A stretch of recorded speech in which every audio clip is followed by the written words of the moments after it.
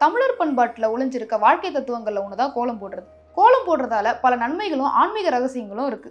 கோலம் போடுவது எப்படி, அதோட பழக்கங்கள் என்னன்னு இப்ப பார்க்கலாம். காலையில சூரியன் உதிக்கிறதுக்கு முன்னாடி பசு சாணம் அப்படி இல்லைன்னா மஞ்சள் கலந்து தண்ணீர் தெளிச்சு பச்சரிசி மாவுல கோலம் போடுறது சிறப்புனே சொல்லலாம். கோலம் போடுறதோட முக்கிய நோக்கம் தர்மம் செய்யறதுனே சொல்லலாம். இந்த மாதிரி பச்சரிசி மாவு நம்ம கோலம் போடுறது மூலமா அதை எறும்பு குருவிகள்லாம் சாப்பிடும். அது நமக்கு புண்ணியத்தை சேர்க்கும். இந்த மாதிரி உயிரினங்களுக்கு உணவளிப்பது மூலமா மகாலட்சுமியோட அருளையும் பெற்று தரும். இன்னும் காலையில கோலம் போடுறது உடற்பயிற்சி செய்யறதாகவும் மன ஆரோக்கியத்தை மேம்படுத்தவும் உதவுது. எதிர்மறை எண்ணங்களோட வீட்டுக்கு வரவங்களை மாத்திர சக்தி இந்த கோலத்துக்கு இருக்குன்னு சொல்றாங்க. பசு சாணம் விட்டு கோலம் போட்டு அதற்கு மேல காவி அடிக்கிறது மூலமா மும்மூர்த்திகள் எழுந்தருள்வாங்கன்றது ஐதீகம். பசு சாணத்துல விஷ்ணுவும் மாக்கோலத்துல பிரம்மா மற்றும் சிவபெருமான் இருப்பதாக நம்பப்படுது. கோலத்தோடைய 8 திசைகள்ல 8 பூக்கள் வைப்பது மூலமா அஷ்டதி பாலகர்களுடைய அருள் கிடைக்கணும்னு நம்பப்படுது.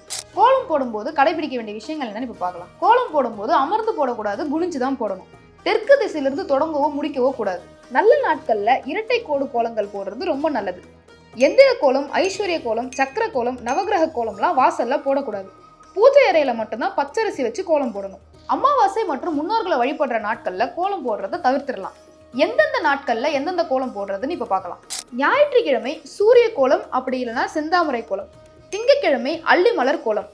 செவ்வாய்க்கிழமை வில்வ இலை கோலம். புதன்கிழமை மாவிலை கோலம். வியாழக்கிழமை துளசி மாடம் கோலம். வெள்ளிக்கிழமை தாமரை இலை கோலம். சனிக்கிழமை பவளமல்லி கோலம். இதெல்லாம் பின்பற்றி நம்ம கோலம் போடுறது மூலமா நம்ம வீட்டை சுத்தி ஒரு குட் வைப்ரேஷன் இருந்துட்டே இருக்கும்னு நம்பப்படுது. இதே மாதிரி ஆன்மீகம் சம்பந்தமான விஷயங்களுக்கு எங்களை ஃபாலோ பண்ணிக்கோங்க. இந்த வீடியோவை உங்க ஃப்ரெண்ட்ஸ் அண்ட் ஃபேமிலிக்கு ஷேர் பண்ணுங்க. உங்களுக்கு எதனா கருத்து இருந்ததுன்னா அதை கமெண்ட் பண்ணுங்க.